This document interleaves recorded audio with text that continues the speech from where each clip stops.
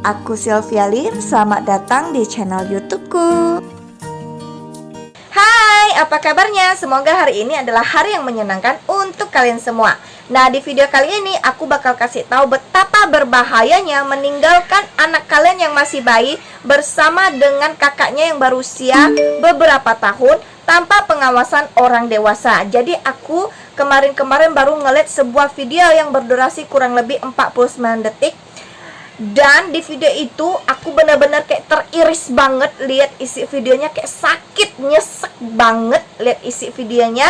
Jadi buat teman-teman sekalian, nontonin video ini tanpa di skip-skip, oke? Jadi isi video itu memperlihatkan ada dua orang bayi yang lagi berbaring di atas tempat tidur. Anggaplah ini bayinya, dan kira-kira usia bayi itu sekitar 1-2 bulan gitu ya. Itu perkiraannya. Terus datanglah seorang gadis kecil perempuan, kira-kira usianya 2-3 tahun. Anggaplah ini kakaknya karena tidak ditulis itu siapanya gitu. Jadi anggaplah itu kakaknya datang terus berinisiatif nih untuk gendong sang adik yang lagi baring di atas tempat tidur. Jadi dia kesampingkan nih kain yang ada di atas badan adiknya. Lalu dia pegang badan adiknya kayak gini ya. Tahu kan leher bayi itu masih ndak kuat nopang kepalanya. Jadi pada saat kakaknya digendong, posisi kepala bayinya tuh kayak gini tuh di bawah. Jadi kalau kita yang manusia posisinya tuh kayak gini, seperti itu. Ayo, aku nyesek banget ceritainnya.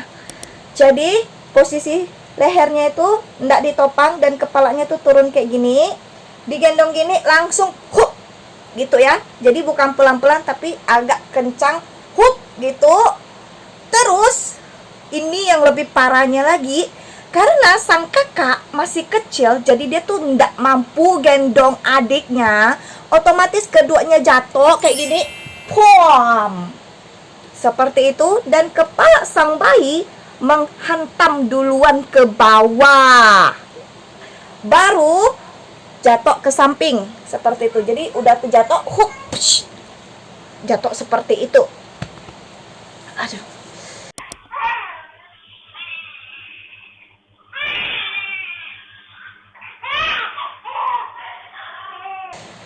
Nah, setelah itu kalian bisa dengar tangisan bayinya tuh benar-benar kayak sakit banget. Itu kayak aku greget banget nontonnya, kayak nyesek banget aku nontonnya. Nah, setelah itu belum habis ya. Setelah itu sang kakak berusaha untuk menenangkan adiknya. Jadi dia gendong adiknya yang udah jatuh tadi, hup gini. Terus tiba-tiba datanglah seorang mamanya mungkin ya, datang dengan marah dan sambil kayak marah-marah pakai nada tinggi gitu ya. Jadi mungkin sang anak tuh kejut dan takut. Jadi si bayi langsung dilepaskan lagi. Wah, kayak gitu. Jadi 2 kali bayi itu jatuh ke bawah dengan kepala menghantam ke bawah seperti itu. Aduh. Oke. Karena kita udah lihat kurang lebih cuplikan dari video itu, aku mau kasih tahu sesuatu yang harus kita perhatikan.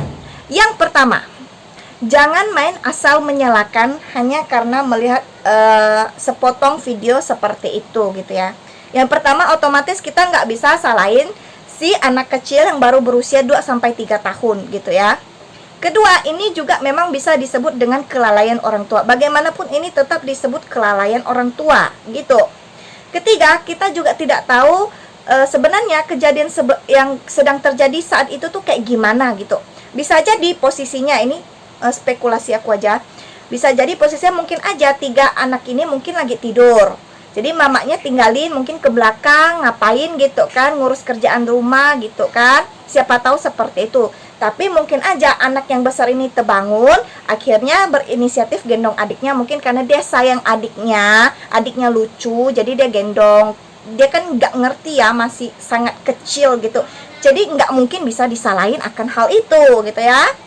Terus kedua, bisa jadi gitu ya, bisa jadi mungkin ibunya itu masuk WC gitu, kebelet BAB, kita kan nggak tahu gitu ya. Atau mungkin posisi anaknya tuh ditinggal di luar, mungkin ya, dikasih main di luar, terus dia masuk ke dalam kamar liatin adiknya, bisa aja kayak gitu kan. Tapi tetap aja sih ini susah dikatain gitu. Mau dibilang kelalaian orang tua, iya juga. Tapi posisi kalau misalnya dia cuma sendiri dan dia harus ngurus segala keperluan rumah, dan dia juga pasti kan butuh yang namanya ke WC gitu, untuk BAB, untuk mandi, atau untuk buang air kecil gitu, kita nggak tahu.